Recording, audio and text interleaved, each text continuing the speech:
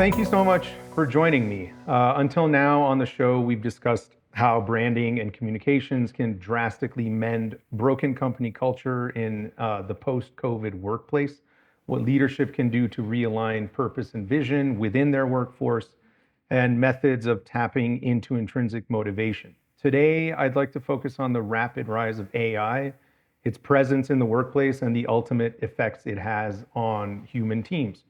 I am very honored to be speaking with Chris Dyer, an international keynote speaker, a renowned expert on company culture, employee engagement, and remote work, and author of the best-selling books Remote Work and the Power of Company Culture. Welcome, Chris. And thanks so much for having me, man. Absolutely. So this topic is right up your alley. If AI and automation, or both, I guess, displaces jobs, how can humans maintain meaning and contribution in their works, in their professional space? I mean, it's a big Yeah. question. So, how long do we have? Um, it really depends on who you are and where you are in your journey as an employee or as a person in the world. So, for most people, what they need to do is have a better understanding of why AI is going to impact their jobs and what AI can specifically do. Mhm. And I think what we've seen is that people are really getting stuck in the how. And we don't need to worry about the how. There's a whole lot of really smart engineers and all kinds of people at Google and OpenAI and all these places that are working on the how. But for most of us, it is way over our head. And we're never going to understand the how. And so I encourage businesses and employees and my friends and people I mentor or coach to not worry about that part. How is it going to change what we're doing and what does it specifically do now that I might be able to take advantage of or be worried about? And that usually gives us a much clearer understanding of what we should be doing because there is AI that might help us take the load off, it might help us. And ultimately, there could be certain things coming where we might see total displacement in an industry. I mean, we see AI right now inside Amazon warehouses where moving boxes is going to be done by robots. And so, does that mean that there's going to be less people working in Amazon? Probably, but there's still going to be a whole lot of people that need to service that robot, that need to make sure that robot's doing what it's doing. I mean, it's like those other jobs. And so, if you can think about shifting yourself, then you're going to do really, really well, especially in your lifetime. Now, maybe my grandson, it's a totally different story, but like if you're in the workplace now, it's about making that shift. Yeah, I agree. And I'm glad you brought up the Amazon example because the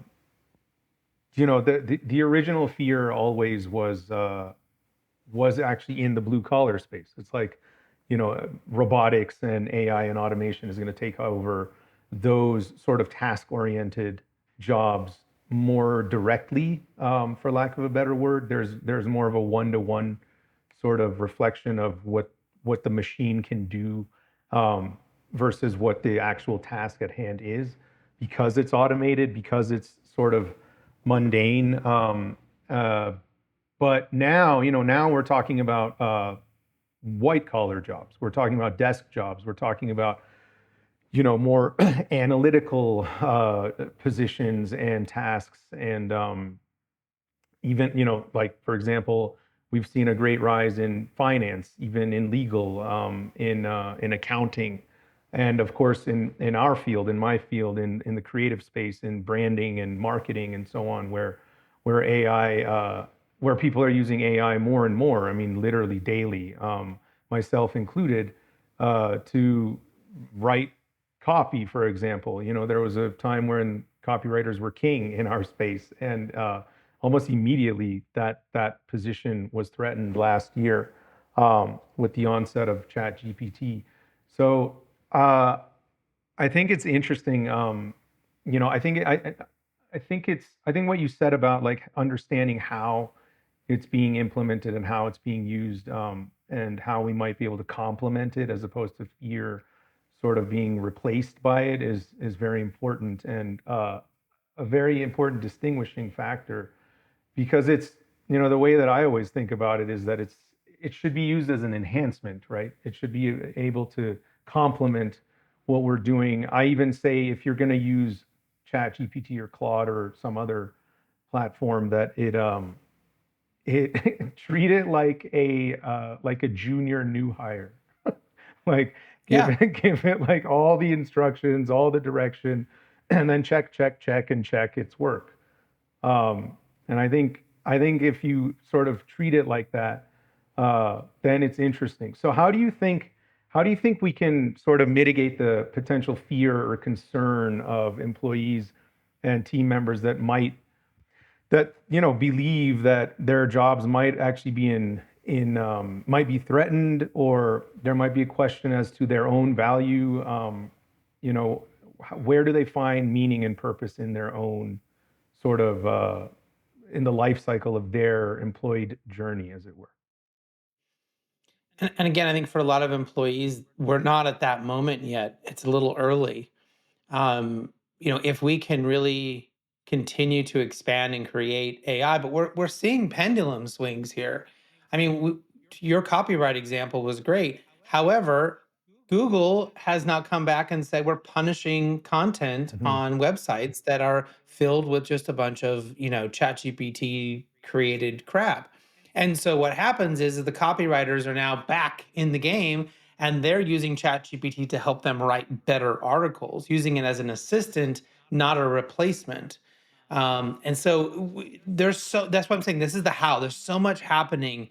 It's impossible for the average person to really think about that. So what they should do is get really a great understanding of what they can do, what maybe they can implement into their job, what might that AI do in the near future, and why is that important? Why will that impact their job? And there's going to be, for a lot of people, a lot of unknowns. So if companies are smart, what they're doing right now is talking about how do we get you ready to deal with the change that's coming. Not you have to go figure all this AI stuff out yourself, or you better go back to school because you're going to be out of a job in 3 years. Like, no one's saying that. But if you're not willing to think about how to deal with change, and so one of the keynotes that I give, we talk a lot about the cycles of change. My great great grandfather like had to go from steam energy to like coal Mhm. energy. That was the big thing.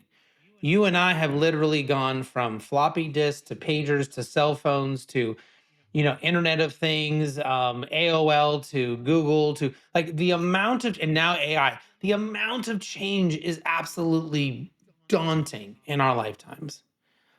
And generations before us never had to deal with that much change in such a short period of time. So, what I end up helping people do is helping their teams, helping their people understand why that's happening and how they can actually deal with the rapid amounts of change, not so much be ready for the actual specific change that's going to happen because we don't know what it is yet.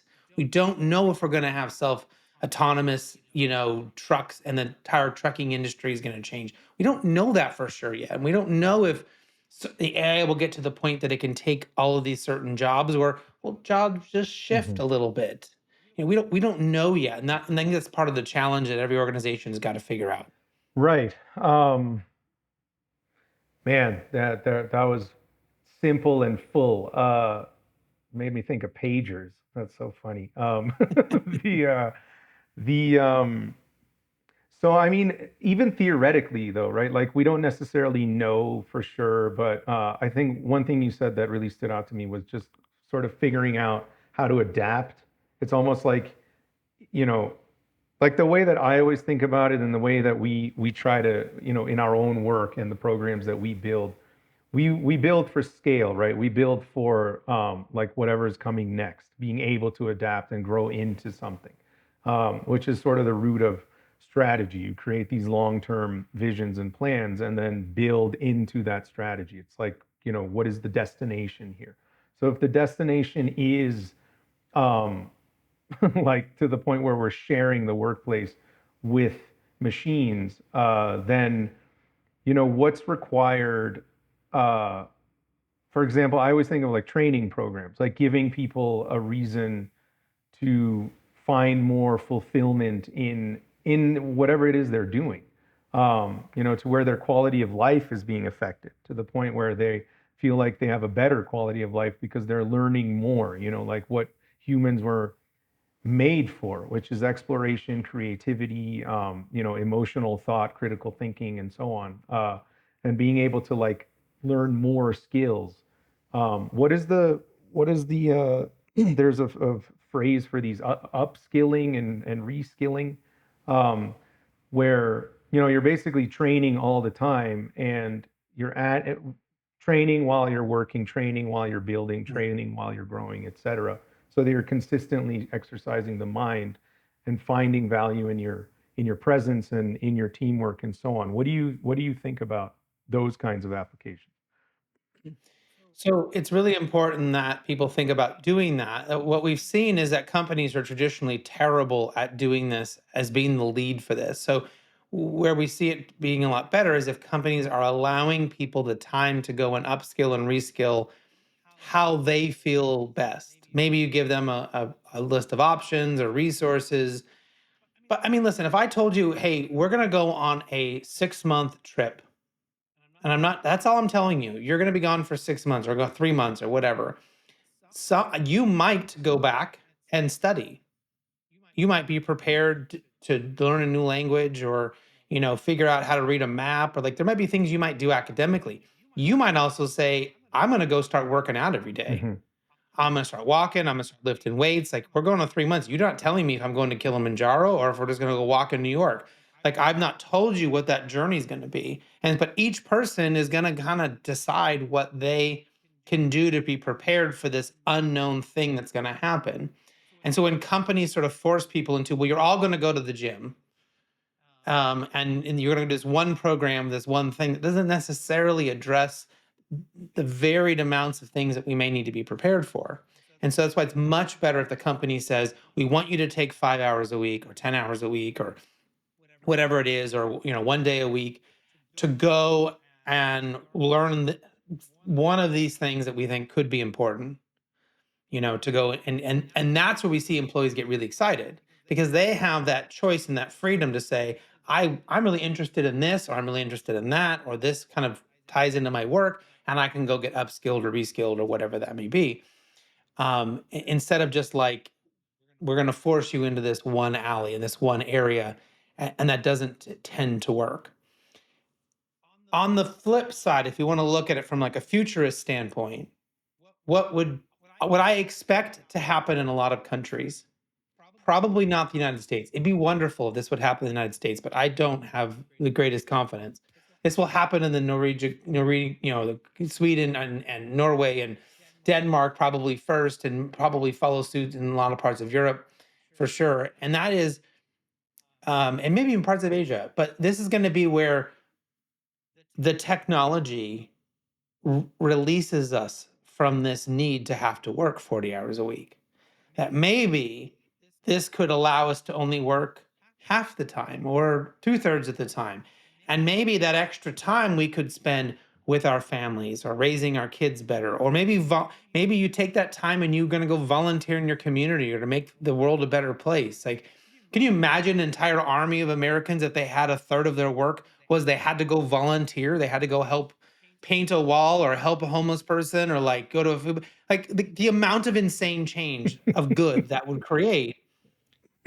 And we wouldn't need to tax everyone, we wouldn't need so many programs. Like we could really reverse engineer this whole thing by allowing AI to take some of the junk off of our table, off of our plate and our work. I don't know if we'll ever get to that. That's my hope and my dream. I know some people in Congress have already talked about, should there be a 38-hour, 30-hour work week? Like, smartphones are supposed to save us time, AI is supposed to save us time, and yet it seems like we're all working harder than ever before. So there's going to have to hopefully be someone out there that takes the lead on that and shows us the way. Yeah, I'm if you're listening to this on radio or Spotify or something, I have the biggest cheese on my face right now because I'm I think about that as well. I think about the this sort of, well, utopian kind of a future where there is this harmony. There is this harmony where humans are being humans. We're working towards that self-actualization that, the entire history of our species has been working towards. And I think there is an opportunity to be able to do that. And I do believe that, the optimist in me, which shines only so often, is is definitely hopeful of that. I see that as well. And at that said, in the meantime, you were talking about something you did say about this upskilling and reskilling stood out to me earlier. In the beginning of my career, I actually worked at Pixar for like 2 years or something. It was actually right in the middle of their of when Disney officially acquired Pixar officially, back in like 2005 or something. And they had what they called, and it was the department for which I worked, they called Pixar University. And it was essentially a training program where they had classes and courses and programs for literally everything that was done at Pixar, down from Mhm. life drawing to sculpting by hand and clay, to rendering 3D models on the computer, to coding classes, to basically anything that went into developing a Pixar film, you could go learn on your own time. Mhm. You could sign up to these various classes. They didn't necessarily enhance your direct job, but they enhanced you as a person. You learned more. You got to see what other people were doing. You became very involved in sort of the whole life cycle of a project, which is something that I also believe that this is traditional and old school and so common, is this siloed structure of bigger workplaces, especially larger organizations where excuse me, certain departments have no clue what other departments are doing. They don't even know what's going on in the project lifecycle. They just know what they do. This even happens in tech companies where, you have development, you have front end, you have back end, you have operations, you have whatever, and they don't even know what's going on with each other. Uh, they work with prod PM platforms, and they sort of hand off their part of the project, and then it's gone until they need to work on something new or possibly make edits. And uh, this shows constantly, especially now with the whole work from home models and everything, where we're physically separated from our teams. And as you know, probably better than I do, that in itself affects all kinds of motivational factors and desire to do what you do and finding purpose in your sort of existence in the workplace and in this chain, as it were. And how does my involvement even affect the customer? Like, does the customer even feel what I did here? I feel like, as part of these training programs, and I agree with you. I don't think forcing anyone into one particular path or anything ever works. I don't think that works almost ever, unless it's you have to be a very sort of specific kind of character to follow orders like that. And certainly in my field, creatives, forget it, are basically artists. They they don't work well with authority. So um, uh, I think there is room, however, to, from the branding and communication standpoint, to realign and continuously like reinforce, like they do at the Ritz Carlton is famous for this, where they consistently reinforce the brand values and the brand itself and the purpose behind the company and why it's there and how you exist in this ecosystem. And how you as an individual are part of the collective, and how the collective needs you and you need the collective, and so on. There's this sort of back and forth, very camaraderie kind of a culture being built. And I guess that's how culture is cultivated anyway in the first place, is through these kinds of communications and protocols. So what is in your in your practice, in your field, how do you what is your experience with sort of implementing those kinds of things from the culture perspective, like really trying to nurture that that area, especially talking about working from home and really feeding intrinsic motivation? So there's really two questions you've kind of asked there. So from the culture perspective, you have to just be intentional. Now, what I discovered in my own journey and with my companies was that everyone seemed to think culture was an art. It was something that you had to be, it was a creative endeavor. It was something that had to be thought about and I don't know, magic potion, and then you have this, suddenly you have culture. And then everyone's got this different culture. And really, culture is a science. There are very specific things that we can do. Now, there are choices, and every culture is going to look a little different based on the people that are there and the choices that we make about what we value. Because in Ritz Carlton, people like us do things like that. Whereas over here at Google, people like us do things like that. And it can be very Hmm. different. And our focus is different, our purpose is different, and that's great.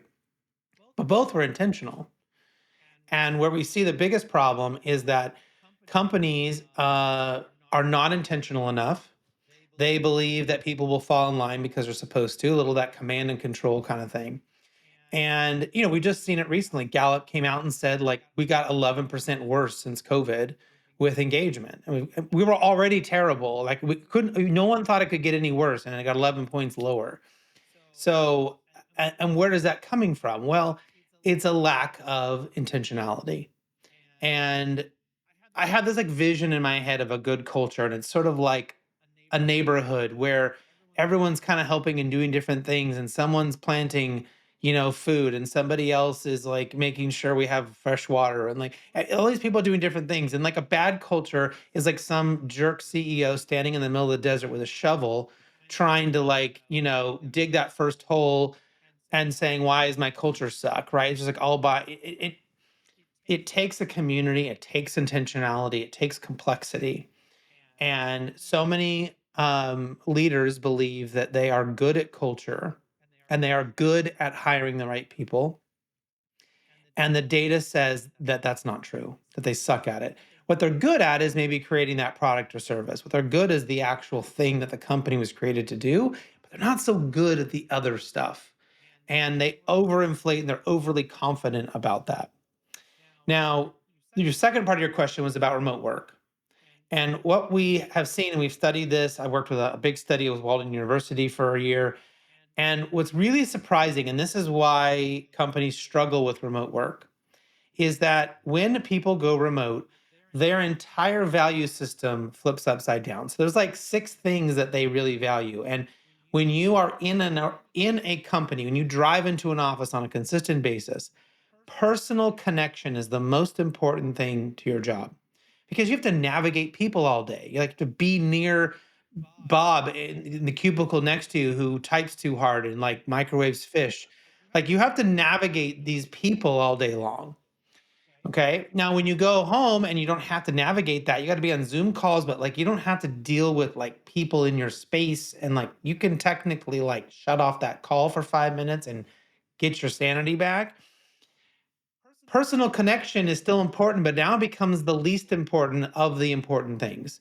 And work life balance is the least important thing when you go into an office because you go to an office, your day starts. You leave the office, your day ends for most people. And so balance is much easier to facilitate. When you are working remotely, work life balance is the hardest thing. It's the most important and also the hardest thing because you got to like turn the computer off yourself. Right. You got to find ways to shut off yourself, not sneak back to your computer at 9 p.m. and answer a few more emails that you would have never done if you went into an office. And also, we value that ability to have the autonomy to do our own work. And so what happens is that managers and companies go, "Oh, engagement went down a little bit. Let's go deal with personal connection. Let's go massage people on the personal connection level." And they're like, "We don't really care about that. I don't need a beer Friday on a Zoom. Like, that's not going to solve my problem. I need you to leave me the F alone. I need you to let you get my job done. I need you to get your machete out, senior leader, and clear the crap out of my way so I can go get this thing done. And guess what? Number two is professional satisfaction. So I can feel good about my job and I can feel good that I did a good job and I learned something and I worked hard today. Those are the two most important things of remote workers. And yet bosses come in and say, oh, we need to kumbaya some more. We need to talk some more. We need to have this, whatever. Let's play a trivia thing on Thursday. No, stop it. That's not what they care about at all. And that's because the paradigm is shifted when you go fully remote or mostly remote. Wow, that's man, that's fascinating. Because when you formalize it, it makes so much sense because that is what happens. And in fact, so that's a great segue into something I think about often. Have you so what are the excuse me. So work from home was like tailor made for older sort of mid to older year millennials and younger to middle year Gen X's. It was like the easiest transition for our sort of age group. It was um, at least from what I've read and from what I've heard and everything.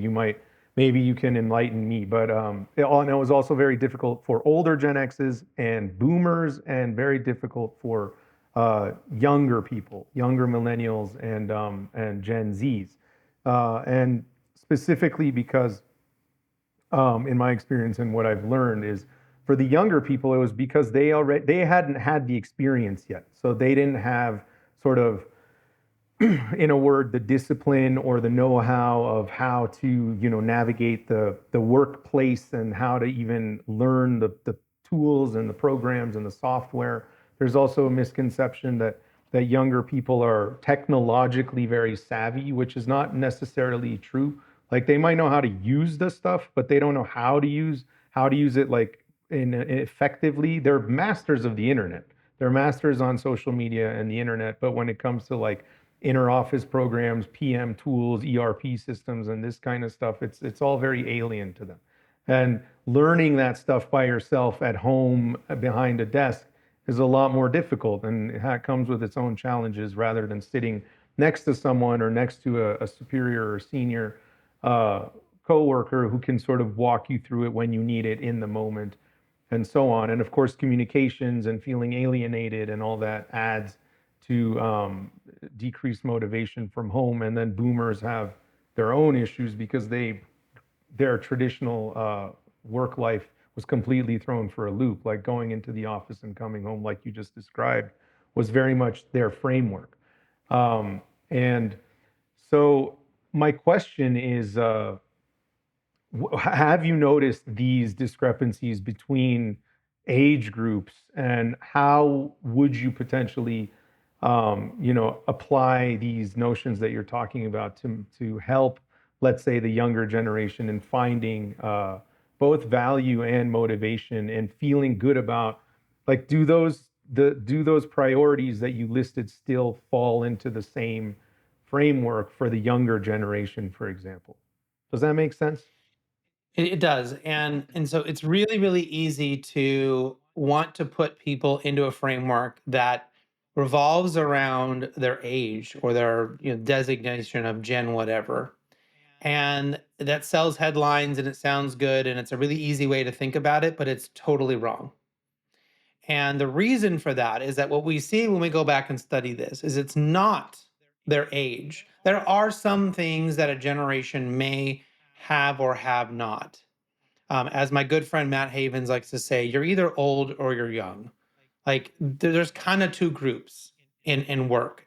All of this, like breaking it down into 9 different generations, is a bunch of crap. So what did we actually find out? What we found out was that it mattered what your home situation was more so than any other factor. So let me explain. If you're living by yourself or living with one other person, that is one type of worker. And it doesn't really matter if you're 45 or you're Hmm. 20. Because if you're doing remote work or mostly remote work and you live alone or only with one other person, you lack a network, you lack a community, you lack the ability to have like friendships and relationships that normally might have happened at work. You may have had a work best friend, you may have had people you go out to lunch with. And so a certain amount of like your social time may have come through work. And now it doesn't. And so how do we create some moments at work for those people that are important and good? And maybe those people do want the trivia Thursday and they do want the Friday Right. Zoom beer thing, and that's okay because they have a particular need. And again, they could be 65 and still need that, and they could be 15, maybe not the beer thing on 15, but like, the age is irrelevant. It's their situation at home. And so that also means that we have to be coaching those people to say, listen, we only see you in the office twice a year. Where do you get your social outlet? Do you have a group? Are you involved in a club? Do you have hobbies? Do you have an interest? Like, do you, if whether it's a church or whether it's a car club, whether it's, I don't care. Where do you go to get community? Because it's not going to happen here if you're working fully remote. Where can you go to get maybe expand your business network? Can you go to networking events in your local area? Like, those are things we have to coach those people with. Now, second group, you're living at home, you may married, maybe not married, you could be a single parent, but you have kids. So there's two generations, you're living in a house. And then the second group is there's multi-generations. So maybe like grandma lives with you, your mother-in-law lives with you, there's you, maybe you and your spouse, and then there's kids. So you have three generations living in your house. These people need to be left alone.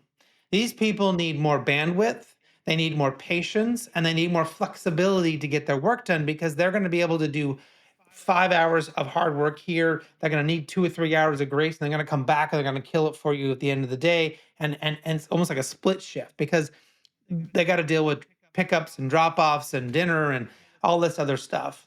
And so they're the last ones that need extra community and extra networking and extra time together. They will do it because they know they need to help the other people who do need it, but that's not what they need as their primary. So when we think about people in their home situations and what we can do to support them, we find that the employees are far more productive. Their performance is way higher.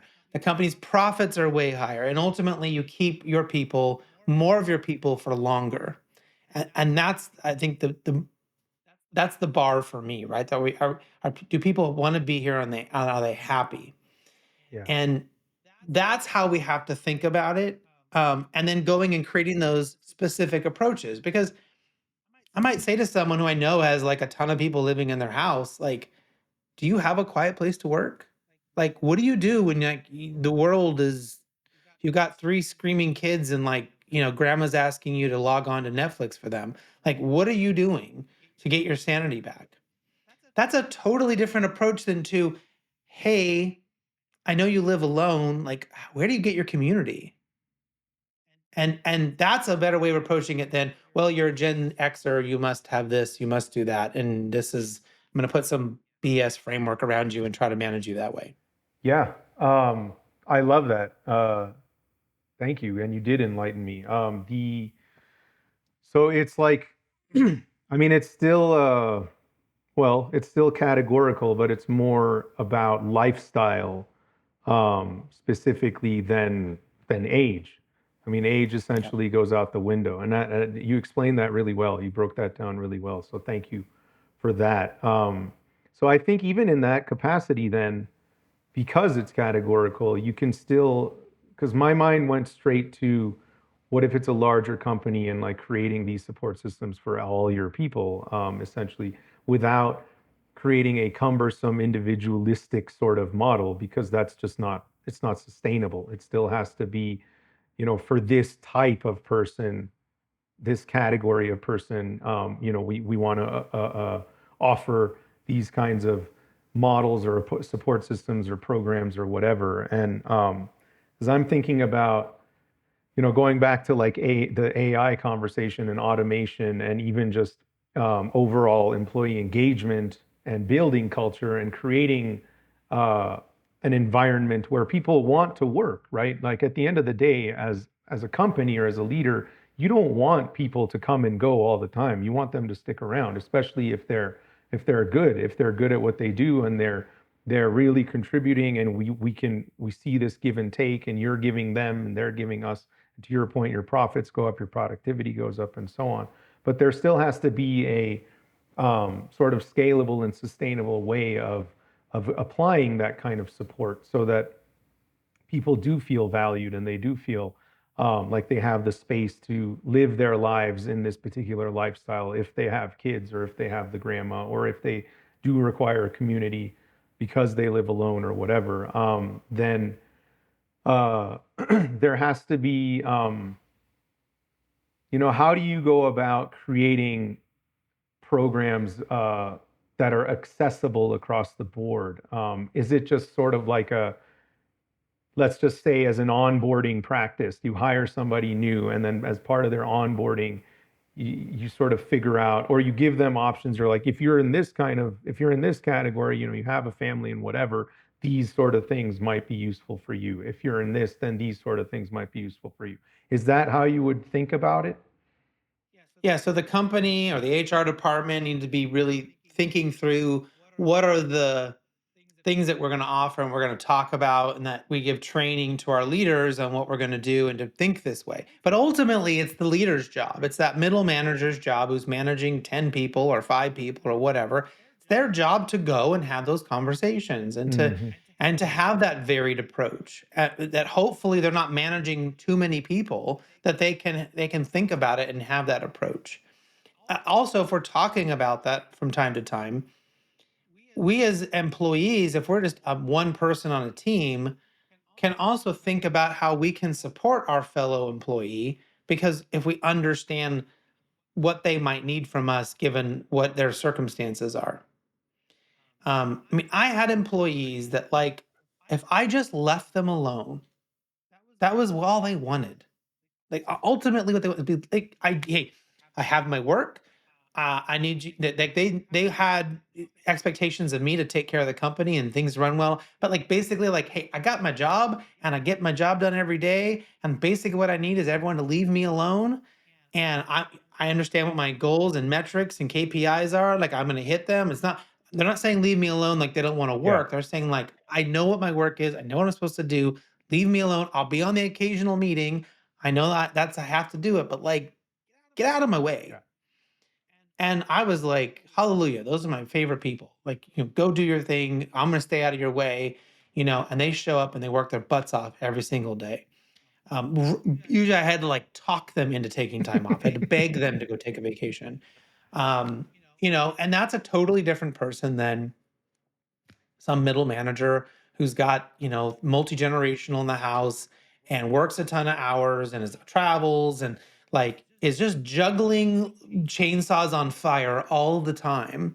And I need to go back to them and give them a different kind of support and a different kind of help. And so does the team. And that person who's just like, leave me alone, man. I got this. I live by myself, or me and my spouse, and like I get my stuff done. I get my 8 hours and I'm out of here, and you're happy and I'm happy, and everything's good. So it's always varied. I think it's just thinking about it the right way so we apply the right approach that's not burdensome on the leader. It's just a matter of thinking about it differently and empowering those leaders to be able to create those solutions and not treat people like a number, not do a one size fits all solution.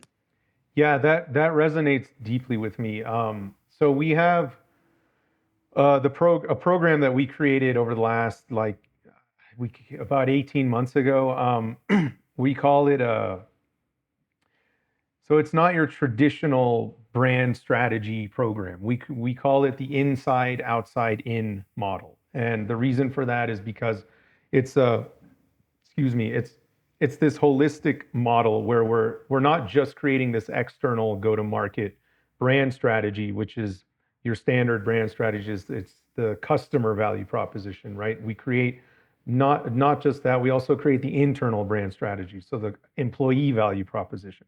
Why a person would want to work here. And the reason it's called inside outside in is because we take the company vision, we identify the company vision, its mission and values, align that with the customer value proposition, the external outside strategy, and then realign that, bridge that back to the employee value proposition, the inside. So like why someone would want to work here.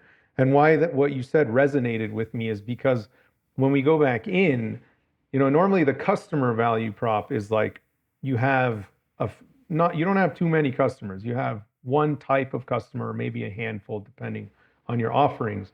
But internally, you have all kinds of people working for you, especially depending on the kind of company that you are. You have just departmentally, top level, you have maybe HR, you have creative, you have operations, you have finance, accounting, technology, and so on. And then within each of those departments, you have also sub levels, right? So you have, like you said, the manager, maybe the creative director, the operations director, the C level people. Then you have junior levels, entry levels, da da da da da da da da. And what's so there is it's not a one size fits all, right? Because again, you have your managers, then you have your entry levels. And some people are autonomous. They do like to be left alone because they know what they're doing. Other people who are new, even if they're sort of rogue warriors, they still need to kind of get with the program. They have to train a little bit, understand what's going on here, how the processes work, and so on. Not to mention, the whole onboarding process of alignment. Like this should all already have happened in the interview. In my opinion, I always think like culture alignment needs to happen before anything, before even hiring. Right? That's how you know who you're hiring because you have this sort of framework in place.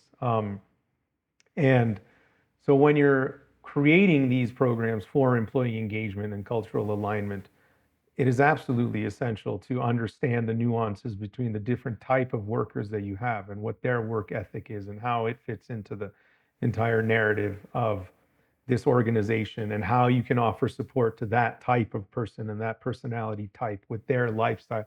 I love what you said earlier. That really changed my outlook on this with respect to forget the age and look at lifestyle. I think that's really cool. And it's such a it just makes so much sense. It really like a light bulb went off in my head when you said that. So I wanted to just rope it back to this notion of automation in the workplace and AI in the workplace. So forget like job displacement for a moment. Speaking about the complementary sort of utopian um, narrative that we were both talking about earlier, um, in that capacity, how would you even go about applying? Can it just be totally automated, or does automation have to fit a certain cultural narrative as well? Well, when you say can you automate, what are we automating? Just all work in general? Yeah, like anything that can be automated, like let's keep it simple for now. Let's say like task-oriented jobs that can be automated down to like analysis. Um, uh, is there, you know, does automation as well have to sort of align with cultural, a company culture, like the values of the values of the organization? Do those play a part in creating automation within your processes? Yeah, I mean, right now, no matter how good AI gets, it still feels like it is responding to us. We are the prompter, Yeah, and it is delivering us this information. Now, is it possible we get to some point where it's already prompting itself before we even think to prompt it? Maybe. Then we might be in trouble. right. And that's a whole other issue to talk about. But it still feels like we're telling it to go do this thing and go do it well. Um, we're listen, we're still seeing trouble with like self-driving cars. Right. We know that things are possible, and yet we are still quite a ways away from it being a full-fledged reality. And then you take in all the complexities of legal and philosophical and psychological issues. But you can think about could I not have to drive anymore? And that would be a really uncomfortable thing for most of us. For a lot of young people, they've already like delayed driving so much that like if self-autonomous cars could actually happen and most cars on the road were all autonomous and they could all be talking to each other, there might not be traffic anymore. There probably Because wouldn't literally be. there wouldn't be any Yeah. traffic because everything could flow and things would move and you would be in different lanes. And there wouldn't be all this like stop and go. People see a hill coming and they shove on the brakes. Like the cars would know what the flow is going to be. There's no reason to make these adjustments. Like traffic would go away. We wouldn't get to drive. You wouldn't be, but then again, you might be sitting in your car and you might have more time. Well, you might have more time to work, you might have more time to buy crap, you might have more like there's all these like push and pulls and push, it's like of what might be better. And in a utopian world, like you could sit and think or have a conversation with someone. And in my, dystopic brain, it also says, well, you might just spend more time on whatever social media platform there is because you don't have to drive, right? And the society just gets worse. So there's going to have to be a break at some point. I think, I hope, where we're talking about right now. There's been some schools that have been experimenting with how do you deal with the phone problem because we're seeing an overwhelming evidence that when kids have their phones, it is hurting them. And the parents are pushing back and say, well, there's a convenience factor. I need to be able to get a hold of them. I need to be able to communicate with them. But kids are not communicating with each other and they're not learning how to build and form relationships and they're distracted and they don't have the time to really deeply learn because the phones are distracting them. They're whether it's just taking their attention away or whatever, or it's just a habit or they think to go tell their friend something by going on an app and doing it, not going up to their friend or passing a note like I used to do. um, and so we are seeing schools that are putting in some pretty cool, pretty revolutionary ideas and seeing really, really huge changes in how the kids perform and their mental health improvements and their friendships and like everything getting better by taking that technology away. And so it's not always necessarily a let's have more technology, more AI, more automation everywhere. It's like, where do we put it that it makes sense to be helpful to humankind? And where do we intentionally remove it and say, no, it should not be here at all? Like the whole like people having chat GPTs or therapists and stuff is kind of weird. Like, does that gonna make people more lonely in the end than like actually going and getting a therapist or a friend? We'll see. Right. But it's like kind of this like in some areas it really needs to be ramped up, in other areas it really needs to be pulled back. And if we can figure that out, we're gonna do great. And if we don't, then I don't know.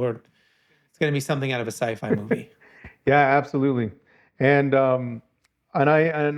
it's interesting you brought that up about schools because that's where it all needs to be stemming from anyway. I mean, even as it is being introduced now, obviously we are experiencing it in our work, in our daily lives, to the point where again people are using it daily, myself included. And I think it's just very important to remind from a young age to be teaching. This is where like design concepts come into play, design thinking, thinking critically, thinking with empathy, thinking emotionally, emotively, creatively, really harnessing the power of the human mind and getting out of this whole task-oriented um, society and system that we've built over our history. We've all been sort of trained to do this thing, then get out, then do this other thing in order to do this other thing, and it's all very like task-based, task-oriented, as opposed to you know reaching for enlightenment and overall progress and societal progress and growth and so on. And I think starting at in the school level, at the elementary level, then there is a capacity to essentially say get to where you what you were just describing, where there is the area where automation and machines are not only needed but very useful and complementary and offering us the freedom to do whatever it is we want to do, in addition to just being completely free of the technology to continue being human and experiencing the human trajectory and what it means to be human, the whole search for the meaning of life and all of this is relevant. It's completely relevant. And machines are part of our evolution. I mean, it's literally part of what's happening in our evolutionary timeline. So, and I think there is a place where we can not only be reminded of our humanity, but our humanity can enhance because of the complement of machinery. To your point, where we have time to get out of this task-oriented, monotonous sort of daily life, and that, like most things, starts in school. I think teaching kids how to think that way, and then growing up in a world where we're complementary with machines and apps and software, and not letting it consume our lives. I mean, to the point where, the other, where we're getting dumber because we just literally rely on machines to tell us what to do. We seek for answers on Mhm. machines as opposed to searching our own mind. I mean, most people don't even remember phone numbers anymore. I only remember two phone numbers, my own and my mother's cell phone from when I was a kid. Like, that's it. It's crazy. So I hear what you're saying. Is there we're coming up on the end here. Is there anything you want to add, or any last thoughts you want to leave us with, Chris? I always like to tell everyone, remind everyone that sort of two things. One, what you focus on grows. So if you focus on what's working, if you focus on who's not meeting your expectations, like whatever thing you kind of put your energy at, I notice that that gets bigger. So I always find if we put our energy towards the good things, the things that are working, the things that are going well, that those get bigger, and the little problems and the tiny things that annoy us kind of go away, and they become less relevant. And a lot of struggling leaders spend all their time focusing on the annoyances and the small stuff, and they forget about the good big thing, and it doesn't work out, and then they don't have a job, or they're unhappy, or they leave, or whatever. So and the other one is like, what would happen if today, all day, you said yes to every question that was asked of you? How that might change your life, how that might change your world. There's a silly Jim Carrey movie about this. It actually comes from an old British, I don't know if it was a movie or a play or something, but like it's so impactful. It changed my life to do that. Now, don't tell anyone you're going to do that, and you can use yes and yes but to kind of help you navigate some of those things. Like maybe like, Chris, there's no way my teenager is going to ask me if they can drive the car. And I'm be like, yes, but I need to go with you. Or yes, and if you get good grades, or like, there's a way to get around it, but still say yes and be positive in your life instead of being the no person all the time, who's always defending and blocking and saying no, and not being open to new things. It just radically changed my. I didn't tell anybody, but in 2018, I said yes to every single question, and it took me to places I never expected, in places around the world I never expected to be, and totally changed my life. So I always suggest people give that a try. That's so cool. That's awesome. It's also the root of design thinking, what I was talking about earlier. It's a yes and model. Yes and yes Mhm. and. Chris, it was an absolute pleasure speaking with you today. Thank you so much for coming on the show. And let's definitely keep in touch. I would love to. I could talk to you all day about this stuff for sure. So I hope you had a nice time, and thanks again for joining me. I had a great time, and if anyone would like additional resources or to connect with me, they can text just my name, Chris, to 33777, and that'll get us connected on my email list, and I'll get you some additional resources if you're interested. Wonderful. Thanks again, Chris, and have a wonderful weekend. Thank you. You too. Take care.